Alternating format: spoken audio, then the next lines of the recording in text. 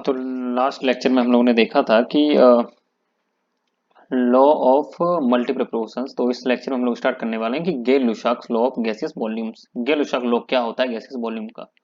तो उसमें लिखा है कि this law was given by Gay Lussac in 1808। तो ये नियम जो था वो 1808 में गेल-लुसाक द्वारा दिया गया था। तो गेल-लुसाक एक साइंटिस्ट थे जिनके नाम पर ये लॉ दिया गया था।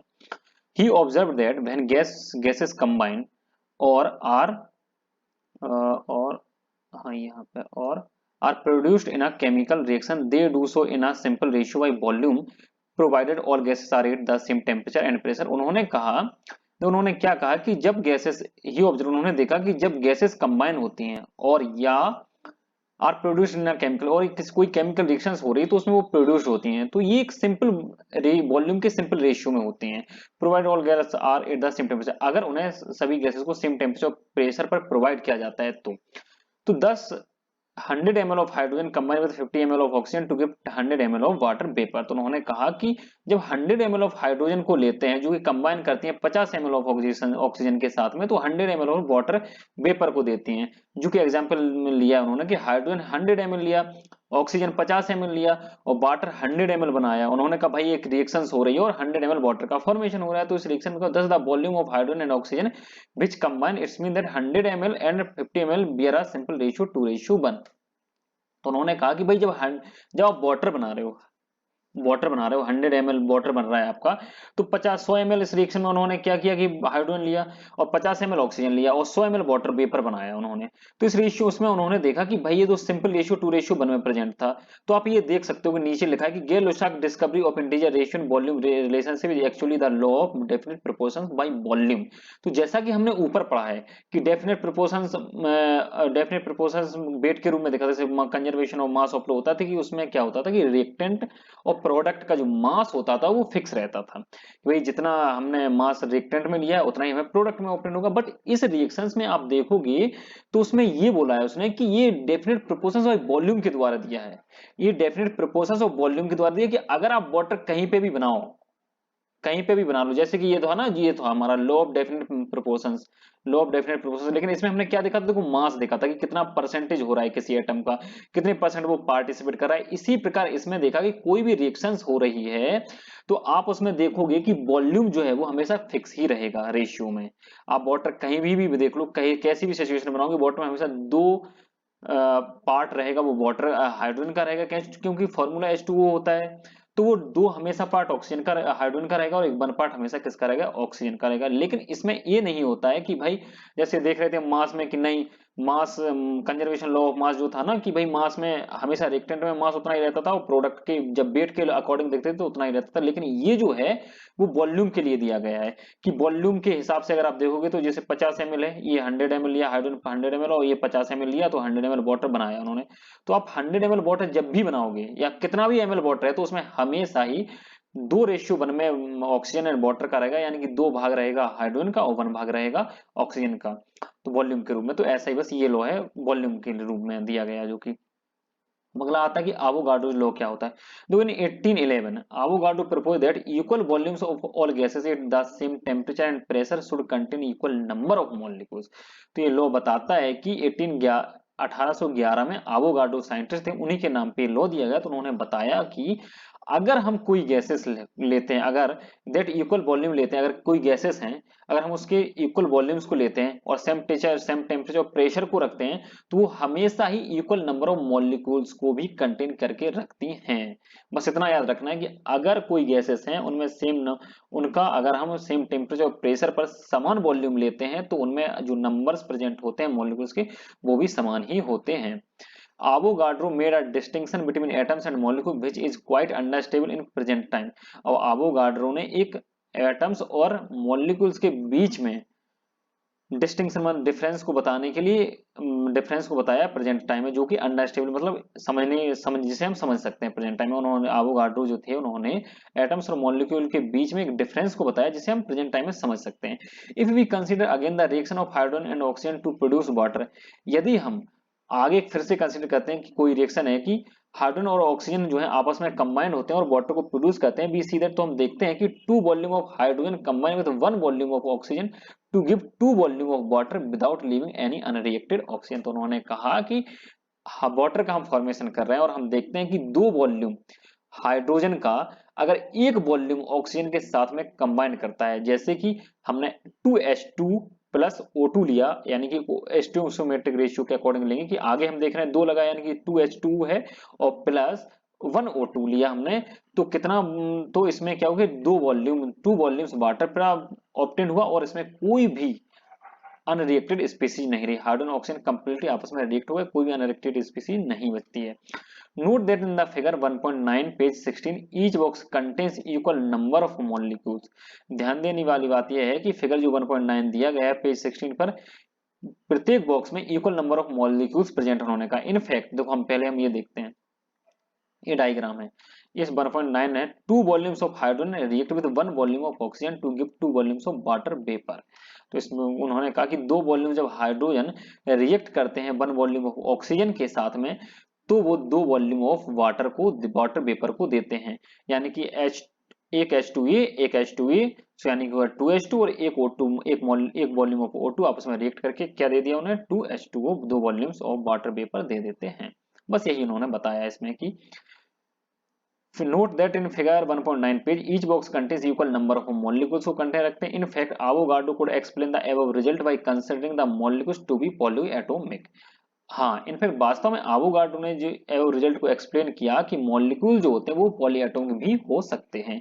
If hydrogen and oxygen were considered as diatomic as recognized now then the एवो रिजल्ट आर इजीली अंडरस्टेबल। उन्होंने कहा यदि हम देखते हैं कि हाइड्रोजन को और ऑक्सीजन जो है इस प्रकार से कंसीडर किया जाता है, सोचा जाता है कि डायोएटॉमिक है, जैसे कि H2 है भाई, दो एटम जुड़े हुए हैं, H2 में अगर एक H प्लस दो H है तो H2 होगा। अगर O2 की बात करते हैं तो 2 ऑक्सीजन जुड़े हुए हैं, तो इन्हें क्या बोल दिया कि डाइएटॉमिक बोल दिया, क्योंकि H2 है O2 है, दो एटम जुड़े हुए हैं।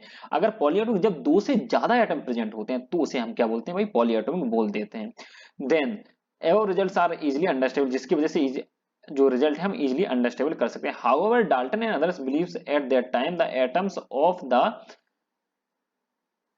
Same kind can not be combined and molecules of oxygen और hydrogen containing 2 atoms did not exist. उन्होंने कहा कि भाई आगे जो साइंटिस्ट आए जैसे कि डाल्टन्स हुए और अदर्स जो थे, उन्होंने कहा कि भाई ऐसा हो ही नहीं सकता है। उन्होंने इस बात पर बिलीव नहीं किया, उन्होंने कहा कि अगर सेम प्रकार के एटम्स हैं तो वो आपस में कंबाइंड ही नहीं कर सकते। Hydrogen oxygen containing 2 atoms did not exist. अगर आप ये बोल रहे हो कि भाई हाइड्रोजन है वो H2 के फॉर्म में प्रेजेंट है, ऑक्सीजन है वो O2 के फॉर्म में प्रेजेंट है, तो उन्होंने कहा भाई एक ऑक्सीजन दूसरे ऑक्सीजन से कंटेन करके O2 क्यों बनाएगा, वो सिंगल में ही रहता है, ऐसा एग्जिस्ट नहीं करते, ये पॉसिबल नहीं है।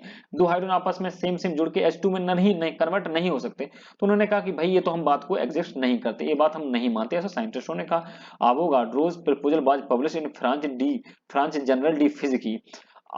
एवोगाड्रो का जो प्रपोजल था वो फ्रांस डी फिजिकी में भी पब्लिश हुआ था। In spite of being correct it did not gain much support. इसके बावजूद भी, करेक्ट होने के बावजूद भी यह बहुत ज्यादा सपोर्ट प्राप्त नहीं कर पाया उस टाइम पे। आफ्टर अबाउट 50 इयर्स इन 1860, जब 50 साल गुजर गए और 1816 में the first international conference on chemistry was held in Karlsruhe Germany to resolve various ideas.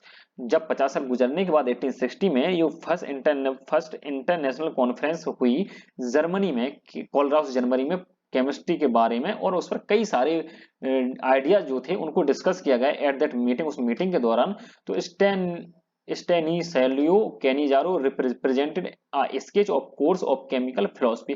तो स्टेनिस्लो कैनिजारो थे, उन्होंने एक स्केच को प्रेजेंट किया ऑफ अ केमिकल फिलोसफी के ऊपर, which emphasised on the importance of Avogadro's work.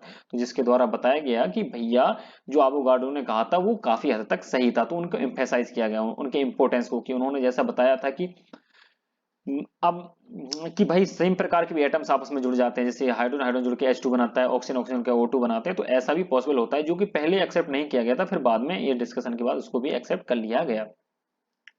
Dalton's atomic theory, अब बात आती है, अगला आता है कि डाल्टन एटॉमिक थ्योरी क्या होती है। Although the origin of the idea that matter is composed of small individual particle called अल्फा टोमियो dates back to the time of a Democritus, a Greek philosopher it again started emerging as a result of several experimental studies which lead to the laws of mentioned above.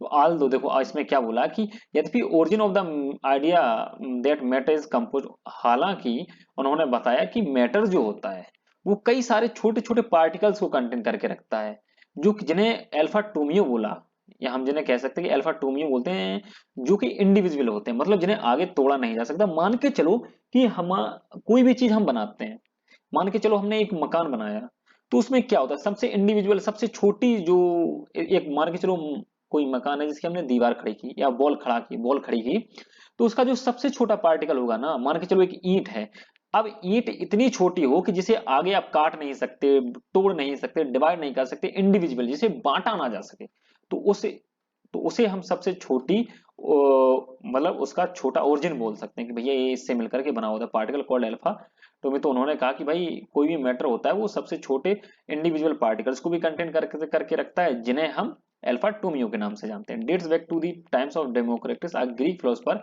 460 to 30 BC. It again started emerging as a result of several experimental studies which lead to the laws above mentioned. अब इसके बाद 40-60 में और से 370 BC के बीच Democritus एक Greek के फिलोसोफर थे। It again started emerging as a result, तो इन्होंने फिर से स्टार्ट किया रिजल्ट्स के बारे में, ऑफ सेवरल एक्सपेरिमेंट किया और रिजल्ट्स देना स्टार्ट किया, study which lead to the laws of mention above, और जिनके बेसिस पर उन्होंने जो एबव मेंशन किए गए हैं लॉज, उनके बारे में उन्होंने रिजल्टों को दिया। जैसे नीचे देखो क्या लिखा है कि इन 1808 Dalton published a new system of chemical philosophy. अब 1808 में जो डाल्टन थे उन्होंने एक नया सिस्टम पब्लिश किया केमिकल फिलॉसफी के रूप में, इन विच ही प्रपोज द फॉलोइंग, और उसके बेसिस पर उन्होंने कुछ पॉइंट्स पब्लिश, कुछ निम्नलिखित पॉइंट दिए जो कि नीचे लिखे हैं कि matter consist of individual atoms. उन्होंने बताया कि भाई कोई भी मैटर होता है, मैटर हम जानते हैं, हमने पहले ही पढ़ा है कि मैटर क्या होता है, मैटर की डेफिनेशन में पढ़ी कि कोई भी चीज वर्ल्ड में जो है जो स्पेस घेरती है और मास को रखती है उसे हम मैटर कहते हैं। उन्होंने कहा कि भाई मैटर जो है कंसिस्ट ऑफ इंडिविजुअल एटम्स, उन्होंने कहा कि मैटर जो है वो एटम से मिलकर बना हुआ होता है और जिन्हें आगे तोड़ा नहीं जा सकता, इंडिविजुअल होते हैं। पहला पॉइंट एक है all atoms of a given element have identical properties including identical mass, atoms of different elements differ in mass. उन्होंने कहा कि अगर कोई एलिमेंट है और उसके जितने भी है, उस एलिमेंट के अंदर जितने भी एटम्स होंगे वो सारे के सारे आइडेंटिकल होंगे और सारे के सारे सेम मास को रखेंगे। और अगर जैसे जैसे एलिमेंट्स बदलते चले जाते हैं तो उसी प्रकार से एटम्स के मासेस भी बदलता चला जाता है। Compounds are formed when atoms of different elements combine in a fixed ratio. उन्होंने कहा कि जब भी कोई कंपाउंड का फॉर्मेशन होता है तो when atoms of different elements, और अगर वो डिफरेंट डिफरेंट एलिमेंट्स के एटम से मिलकर बना हो तो वो एक फिक्स्ड रेशियो में कंबाइन होकर रहते हैं। Chemical reactions involve reorganization of atoms. These are neither created nor destroyed in a chemical reaction. उन्होंने कहा कि भाई कोई भी केमिकल रिएक्शंस हो रही है तो उसमें एटम्स का रीऑर्गेनाइजेशन होता है। और मान के चलो कोई रिएक्शन, केमिकल रिएक्शन हो रही है, मान लो रिएक्टेंट से हम प्रोडक्ट बना रहे हैं तो उसमें होता क्या कि एटम्स का रीऑर्गेनाइजेशन होता है। मतलब जैसे C+O2 मतलब जुड़ा तो CO2 गया, तो पहले का कार्बन और O2 अलग अलग थे, अब मिलकर के क्या बना लिया उन्होंने, कार्बन डाइऑक्साइड बना लिया। तो रीऑर्गेनाइजेशन तो हुआ एटम्स का, लेकिन मास को ना तो हम क्रिएट कर सकते हैं, but these are neither created और नॉट डिस्ट्रॉयड इन केमिकल। लेकिन इन एटम्स को जिन्होंने बताया कि जो एटम्स हैं उनको ना तो हम क्रिएट कर सकते हैं और ना ही डिस्ट्रॉय कर सकते हैं, ना तो बनाया जा सकता है और ना ही तोड़ा जा सकता है केमिकल रिएक्शंस के दौरान। Dalton's theory could explain the laws of chemical combination. Dalton's की जो थ्योरी थी वो लॉ ऑफ केमिकल कॉम्बिनेशंस को तो एक्सप्लेन कर सके, however it could not explain the laws of gaseous volumes. लेकिन ये गैसेस के वॉल्यूम्स के लॉ को एक्सप्लेन नहीं कर पाई। It could not provide the reason of for combining of atoms, और यह भी नहीं क्लियर कर पाई कि आखिरकार एटम्स आपस में जुड़ते क्यों हैं। एटम्स मान के चलो H2 है, मान के चलो दो हाइड्रोजन है, H2 है, O2 है, आपस में जुड़ के H2 क्यों बना रहे हैं, मतलब वाटर क्यों बना रहे हैं, कार्बन है, कार्बन प्लस O2 से जुड़ करके कार्बन डाइऑक्साइड क्यों बना रहा है, तो इसके पीछे का रीजन है। जैसे H प्लस जुड़ के H2 ही क्यों बना रहा है, ऑक्सीजन प्लस ऑक्सीजन जुड़ के O2 क्यों बना रहे हैं, तो एटम्स आपस में जुड़ क्यों रहे हैं, इस रिएक्शंस को, इसके रीजन, इसके पीछे का रीजन क्या है, तो इस बात को ये नहीं बता, which was answered later by the other scientist, और इसके रीजंस को बाद में कई अदर साइंटिस्टों के द्वारा दिया गया। अब बात आती है कि atom and atomic and molecular masses क्या होते हैं? After having some idea about the terms atom and molecules, it is appropriate here to understand what do we mean by atomic and molecular mass. After having some कुछ idea about terms of, देखो हमें कुछ idea जानने के बाद, जैसे atoms और molecule के बारे में कुछ आइडिया जानने के बाद, it is appropriate here to understand what do we mean by atomic and molecular. यहाँ पे हम समझते हैं या समझ सकते हैं कि हमारा एटॉमिक और मॉलिक्यूलर मास से, मॉलिक्यूलर मास और एटॉमिक मास मास का क्या मतलब है। तो नीचे आता है, फर्स्ट आता है कि एटॉमिक मास क्या होता है। Atomic mass, the atomic mass और the mass of an atom is actually very very small because atoms are extremely small. उन्होंने कहा, इसमें लिखा है कि भाई एटम्स जो होते हैं, एटॉमिक मास जो होता है किसी भी एटम का, वो बहुत छोटा होता है, क्योंकि एटम्स ही बहुत छोटे होते हैं। सीधी बात है, अगर कोई बहुत ज्यादा छोटी चीज है तो उसका वजन भी बहुत ही कम होगा। Today we have sophisticated technique, it's mean that, general example के रूप में देखें, mass spectrometry for determining the atomic masses fairly accurately. तो उन्होंने कहा लेकिन आज के समय में हमारे पास ऐसी कई सारी टेक्निक हैं, जैसे कि मास स्पेक्ट्रोमेट्री है, मास स्पेक्ट्रोमेट्री है, जैसे कौन सी है भाई, मास स्पेक्ट्रोमेट्री है, जिसके हेल्प से हम एटम्स के एक्यूरेटली, मतलब फेयरली एक्यूरेटली जो एक्चुअल मास है उसको हम डिटरमाइन कर सकते हैं। किसके हेल्प से? तो याद रखना है भाई यहाँ पे कि मास स्पेक्ट्रोमेट्री के हेल्प से हम किसी भी एटम के मास को डिटरमाइन कर सकते हैं, एक्चुअल मास क्या होगा उसका, उसको। But in the 19th century, scientists could determine the mass of one atom relative to the another by experimental means, as seen as has been mentioned earlier. लेकिन अगर हम 19th सेंचुरी की बात करते हैं तो साइंटिस्ट को determine the mass of one atom, तो कोई भी मास होता है वो साइंटिस्ट एक एटम के मास को डिटरमाइन करते थे और रिलेटिव टू अदर, तो फिर इसके रिलेटिव में अदर एक्सपेरिमेंट करते थे, means has been mention earlier, और अदर उसके रिलेटिव में अदर एटम्स का मास भी वो एक्सपेरिमेंटली डिटरमाइन करते थे। Hydrogen being the lightest atom was arbitrarily assigned a mass of 1 without any units and other elements were assigned masses relative to it। तो उन्होंने बताया कि हाइड्रोजन जो था, जब जो 19th सेंचुरी में उन्होंने देखा कि हाइड्रोजन जो होता है, हाइड्रोजन या जो था बीइंग लाइटेस्ट एटम, तो बहुत छोटा एटम था उस टाइम पे, और उसको आर्बिट्रेरली का मतलब माना गया था कि उसका मास 1 है विदाउट, और कोई भी यूनिट नहीं देगी। जिससे उन्होंने कहा कि भाई हाइड्रोजन सबसे छोटा एटम है और उसका मास हम 1 मान लेते हैं। फिर इसके बेसिस पे, इसके रिलेटिव में उन्होंने अदर एलिमेंट के मासेस को दिया। However, the present system of atomic mass is based on carbon 12 as the standard and has been agreed upon in 1961। अब इसके अलावा अब आगे क्या हुआ कि आज के टाइम पे जो देखा गया है एटॉमिक मासेस जो हैं वो कार्बन 12 के बेसिस पर दिए गए, जिसे स्टैंडर्ड माना गया है और इसको स्वीकार किया गया था 1960 में। Here carbon 12 is one of the isotope of carbon and can be presented as 12-12। देखो यहाँ पे एक चीज आपको याद रखनी है कि यहाँ कार्बन 12 जो है वो कार्बन के एक आइसोटोप्स होता है। आइसोटोप्स के बारे में हम लोग अभी आगे पढ़ेंगे इसमें कि आइसोटोप्स क्या होते हैं। तो उन्होंने कहा कि भाई यहाँ पे कार्बन जो 12 है वो क्या है, एक आइसोटोप्स है कार्बन का। In this system 12-12 is assigned a mass of exactly 12 atomic mass unit AMU and masses of all other atoms are given relative to this standard. तो इस सिस्टम में 12-12 जो है ऐसा माना जाता है कि मास ऑफ एग्जैक्टली 12 एटॉमिक मास जो होता है कि वो एग्जैक्ट मास है एटम्स का, एटॉमिक मास है कार्बन का, और जिसे यूनिट AMU के द्वारा दिया गया है। And masses of other atoms are given related to this standard, और अदर जो एलिमेंट्स हैं उनके मास को भी इसको स्टैंडर्ड मान करके डिटरमाइन किया जाता है या बताया जाता है। One atomic mass unit is defined as a mass exactly. तो यहाँ पे AMU का फुल फॉर्म जो होता है वो एटॉमिक मास यूनिट बोला जाता है। AMU लिखा जाता है लेकिन उसका full form atomic mass unit हो जाता है। Defined as a mass exactly equal to 1/12 of the mass of one carbon 12 atom. तो देखो, तो अगर हम कहें कि भाई 1 AMU है क्या एक्चुअल में, तो उन्होंने यहाँ पे लिखा है कि 1 एटॉमिक यूनिट, देखो ये लिखा है यहाँ तक, ये है यहाँ, तो इसको हम अंडरलाइन कर लेते हैं। हाँ, तो उन्होंने लिखा है कि 1 atomic mass unit defined as a mass exactly equal to 1/12 of the mass of one carbon atom. तो उन्होंने कहा कि एएमयू जो होता है वो एक कार्बन 12 की 1/12वां भाग होता है, 1/12वां भाग होता है। कैसे कि and one AMU is equal to, और वन एएमयू की वैल्यू जो होती है 1.66056 इंटू 10⁻24 ग्राम होती है।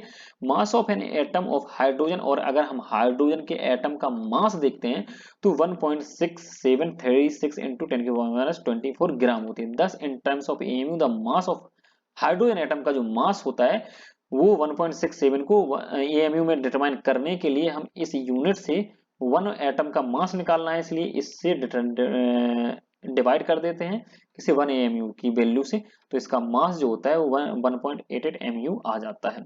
Similarly the mass of oxygen 16 atom would be 15.99 MU. इसी प्रकार से उन्होंने लिखा है कि भाई सिमिलर इसी प्रकार से ऑक्सीजन का मास जो होता है वो 15.99 होता, 995 होता है, जिसे हम लगभग 16 भी मान लेते हैं, 16 मान लिया जाता है approximate. It present amu has been replaced by the unit u which is known as unified mass. अब प्रेजेंट टाइम में देखो मास को लिखने का जो तरीका है वो किस प्रकार से लिखा जा रहा है, सिर्फ यू लगा दिया जा रहा है।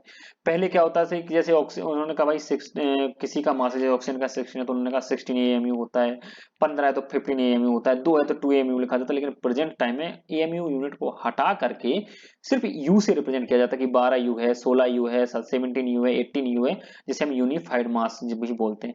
When we use atomic masses of elements in calculations, when we use atomic masses of elements in calculation, जब भी हम एटॉमिक मास को यूज करते हैं एलिमेंट्स के कैलकुलेशंस में, भी actually use average atomic mass of element which are explain below.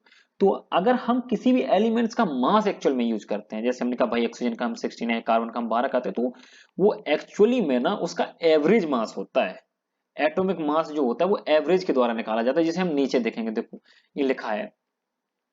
तो उन्होंने कहा कि भाई हम इसको समझने के लिए पढ़ते हैं कि एवरेज के रूप में कैसे निकाला जाता है। तो ये लिखा है उन्होंने कि एवरेज एटॉमिक मास many naturally occurring elements exist more than one isotope. तो उन्होंने कहा कि नेचर में कई सारे एलिमेंट्स ऐसे होते हैं जो कि एक से अधिक आइसोटोप को रखते हैं। When we take into account the existence of these isotopes and their relative abundance percent occurrences, the average atomic mass of that element can be computed. तो उन्होंने कहा कि जब हम इन एलिमेंट आइसोटोप्स को लेते हैं, अकाउंट करते हैं, एग्जिस्टेंस को देखते हैं, तो there relative abundance the average atomic mass of that element can be computed. तो इनके हम नेचुरल आइसोटोप्स को देखते हैं, इनकी नेचुरल अबंडेंस को देखते हैं और इनका एवरेज मास निकालते हैं, तो एलिमेंट के मास को बाई इसके हेल्प से कंप्यूट किया जाता है, मतलब ऑब्टेन किया जाता है। फॉर एग्जांपल के देखो एग्जांपल लेंगे तो ज्यादा अच्छे से समझ में आएगा। For example carbon has the following 3 isotope with relative abundances and masses as shown against. तो उन्होंने कहा कि अगर कार्बन एटम है तो उसको हम देखते हैं वो नेचर में 3 आइसोटोप्स को रखता है, 12 12 13 कार्बन। तो जैसे 12 12 है, 13 है, 14। तो उन्होंने कहा भाई कार्बन जो है वो 3 आइसोटोप रखता है, 12 13 है 14। और उसके रिलेटिव अगर अबंडेंस को हम देखते हैं तो 98.89 होता है, 1.108 होता है, 2 into 10 की पावर माइनस 10 होता है। तो उन्होंने कहा कि भाई इतना इतना तो इसका नेचुरल रिलेटिव अबंडेंस होगा कि ये इतने परसेंट में पाए जाते हैं प्रकृति में, नेचर में।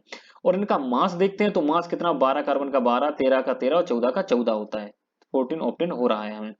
तो अब बात आती है कि each of them from the above data the average atomic mass of carbon will come out to be like this, देखो इस प्रकार से। तो उन्होंने कहा कि फ्रॉम द एबव डेटा से अगर हम देखते हैं तो एवरेज एटॉमिक मास जो होता है of carbon will come out to be like, इस प्रकार से आता है कि हम कहते हैं ना कि भाई कार्बन का मास 12 है, 12.00 यू कैसे आया, तो इस प्रकार से आता है कि हमने एक एटम लिया कि कितना लिया कि 12 लिया, तो उसका 12 लिया और उसके जो नेचुरल अबंडेंस थी 98.89, उससे मल्टीप्लाई कर दिया। इसी प्रकार हमने 13 वाला का लिया, 13 लिखा यहाँ पे, और उसकी जो नेचुरल अबंडेंस थी उससे गुणा कर दिया। और इसी प्रकार से हमने 14 लिया और उसकी जो नेचुरल अबंडेंस थी 2 into 10 की पावर 10 उनसे गुणा कर दिया। अब देखो, अब आपके दिमाग में आ रहा होगा कि भाई ये कैसे वैल्यू लिख दी। तो यहाँ पे देखो 98.89 था, इसको हमने 100 से डिवाइड किया तो 0.98 हो गया। इसको भी 100 से हमने डिवाइड किया 0.01 हो 0.011808 हो गया। और इसको 2 into इसको भी 100 से डिवाइड किया देखो 10⁻² थी, क्योंकि 100 से जब आप डिवाइड करोगे तो 100 जो है ऊपर जाएगा, तो 10⁻² बढ़ जाएगी, क्योंकि हमने लास्ट वीडियो में भी देखा था कि किस प्रकार से पावर जो होती है वो ऐड होती है, किस प्रकार से मल्टीप्लिकेशन में ऐड हो जाती हैं। और जब सेम सेम जब 100 से हम डिवाइड करेंगे और इसको ऊपर ले जाएंगे तो -2 में आएंगे, और -2 -10 जब बेसिस सेम होती है तो पावर जो होती है वो आपस में मल्टीप्लिकेशन में जुड़ जाती है, इस प्रकार से जुड़ जाएंगी और इनका जो आंसर आएगा 12.01 बनाएगा। जब आप इस वैल्यू को सॉल्व करोगे ना तो ये एक्चुअल मासेस आपका आ जाएगा। तो जो हम पढ़ते हैं ना कि भाई मास कैसे आ रहा है, 12 ही क्यों है, 16 ही क्यों है, तो उनकी जो प्रकृति में जो भी एटम होता है उनके पहले आइसोटोप्स देखे जाते हैं, उनकी नेचुरल रिलेटिव अबंडेंस देखी जाती है, फिर उनका एटॉमिक मास यूनिट लिया जाता है, उनका एवरेज लिया जाता है, फिर इसके बाद उसका जो मास दिया जाता है वो एक्चुअल मास लिखा जाता है। सिमिलरली इसी प्रकार से अगर देख रहे हैं average atomic mass for other elements can be calculated, इसी प्रकार से हम अदर एलिमेंट्स के लिए भी एवरेज एटॉमिक मास को कैलकुलेट कर सकते हैं। In the periodic table of elements, अगर हम एलिमेंट्स की पीरियोडिक टेबल को में देखते हैं तो the atomic masses mentioned for different elements actually represent there average atomic मास। हाँ, ये चीज आपको याद रखनी है कि हम जब कोई पीरियोडिक टेबल को देखते हैं तो उसमें जो लिखा होता है ना कि भाई हाइड्रोजन का 1 है, ऑक्सीजन का 16 है, कार्बन का 12 है, तो ये सारे के सारे मासेस जो होते हैं वो इनके एवरेज एटॉमिक मास के द्वारा ही निकाले गए होते हैं। बस इतना याद रखना है कि जितने भी ये मासेस होते हैं वो किसके द्वारा ऑब्टेन होते हैं, एवरेज लेकर के इनका निकाला गया होता है। जैसे इसका निकाला गया था ना वो कार्बन 12 का इसमें, तो इस प्रकार से ही निकाले जाते हैं। अब बात आती है मॉलिक्यूलर मास। यहाँ पे तो बात आ गई भाई एटम, एटम मतलब कार्बन हो गया, हाइड्रोजन हो गया, तो इस प्रकार से अब मॉलिक्यूल मतलब मॉलिक्यूल तो देखो एक से ज्यादा एटम्स हो, O2 हो सकता है, CH2 हो सकता है, CH4 हो सकता है, H2O हो सकता है, तो मॉलिक्यूल बन जाते हैं, तो उन्हें हम बोलते हैं कि मॉलिक्यूलर मास कैसे निकालें। जब इस प्रकार के कंपाउंड्स का हम निकालते हैं तो उसे मॉलिक्यूलर मास बोलते हैं। Molecular mass is the sum of atomic mass of the elements present in a molecule. तो उन्होंने क्या कहा है कि भाई कोई भी मॉलिक्यूल है हमारे पास, क्या है, कोई भी मॉलिक्यूल अगर है और उसमें जितने भी एटम्स प्रेजेंट हैं तो उन सारे एटम्स का हम मास निकालते हैं और उन्हें जोड़ लेते हैं, तो उसे हम उसका मॉलिक्यूलर मास बोलते हैं। It is obtained by multiplying the atomic mass of each element by number of its atoms and adding them together. It is obtained by multiplying the atomic mass each element by the number of its atoms and adding them together. For example, molecular mass of methane, which contains 1 carbon atom and 4 hydrogen atoms, can be obtained as follows molecular mass. तो इतना आ गया। तो उन्होंने क्या कहा, देखो पहले हम सारे एटम्स का एक्चुअल एवरेज मास निकाल लिख लेते हैं जो भी हमें पीरियोडिक टेबल में दिया गया होता है। Already is obtained by multiplying the atomic mass of each element by number of its atom and adding them together. हाँ देखो, अब जैसे कि इसका निकाला, उन्होंने क्या कहा एग्जाम्पल के लिए देखते हैं कि उन्होंने कहा कि भाई जैसे हमारे पास CH4 है, तो उन्होंने कहा ऐसे कार्बन है, तो कार्बन लिया, कार्बन का एक्चुअल मास पीरियोडिक टेबल में कितना दिया गया, वो एवरेज एटॉमिक मास है जो हम पढ़ के आ रहे हैं, 12.01 बन लिया। और यहाँ पे हमने देखा कि हाइड्रोजन जो थी वो 4 थे, तो हमने पहला एक एटम का मास लिखा 1.088 और इंटू 4 एटम है तो 4 से गुणा कर दिया, फिर जोड़ दिया। तो उन्होंने यही लिखा है यहाँ पे कि भैया कोई भी मॉलिक्यूल्स है उसमें जितने एटम्स हैं उनका एटम्स का एक्चुअल मास लिखते हैं, फिर उनके जितने भी टोटल नंबर ऑफ एटम्स हैं जिस एटम को उससे गुणा करते हैं, फिर आपस में जोड़ देते हैं, तो किसी मॉलिक्यूल का मॉलिक्यूलर मास एक्चुअल ऑब्टेन हो जाता है। Similarly molecular mass of water अगर हमें H2O का निकालना है, तो अब इसमें हम देख रहे हैं कि 2 एटम तो हाइड्रोजन के, तो 2 into atomic mass of hydrogen, तो हाइड्रोजन का हम एक हाइड्रोजन का पहले एटम का पहले मास लिखेंगे और कितने एटम है उससे मल्टीप्लाई करेंगे, 2 है यहाँ पे H2 में, तो 2 से मल्टीप्लाई हो जाएगा। अब ऑक्सीजन का हम देखेंगे तो ऑक्सीजन का एटॉमिक मास एक्चुअल कितना होता है, 16 होता है कितने एटम, 1 है, तो इसमें 1 का मल्टीप्लाई कर देंगे और आंसर जो हमें ऑब्टेन हो जाएगा वो 18.002 U ऑब्टेन हो जाएगा। तो ये तो था आपका मॉलिक्यूलर मास। तो भाई देखो क्या क्या पढ़ा हमने, तो हम थोड़ा सा ब्रीफ डिस्क्रिप्शन में दे देता हूँ इसमें कि एवरेज एटॉमिक मास और मॉलिक्यूलर मास में। देखो एवरेज एटॉमिक मास जो होता है आपका वो कैसे निकाला जाता है कि भाई कोई भी एटम का अगर हम एक्चुअल मास डिफाइन करना चाहते हैं तो पहले हम उसके नेचर में कितने एटम्स प्रेजेंट आइसोटोप्स प्रेजेंट उनको देखते हैं, उनका एवरेज एटम एवरेज निकालते हैं और जो मास ऑब्टेन होता है वही उस एटम का एक्चुअल मास होता है जो कि पीरियोडिक टेबल में लिखा गया है। अब बात आती है भाई मॉलिक्यूलर मास क्या होता है। मॉलिक्यूलर मास में क्या होता है कि एक से ज्यादा एटम्स को कंटेन कर रखता है। अगर कोई भी कंपाउंड है तो उसमें हम सारे अलग एटम्स में तोड़ लेते हैं उस मॉलिक्यूल को और देखते हैं कि कोई भी मॉलिक्यूल कितने एटम्स को रख रहा है, तो उस एटम्स का उतना मास लिखते हैं और जो जितने एटम्स को रखता है उतने उससे ही उसका मल्टीप्लाई करते हैं, आपस में जोड़ देते हैं, तो किसी भी कंपाउंड का मॉलिक्यूलर मास हमें ऑब्टेन हो जाता है। नेक्स्ट वीडियो में हम पढ़ेंगे कि फॉर्मूला मास क्या होता है। इस लेक्चर में इतना ही। Thank you for watching.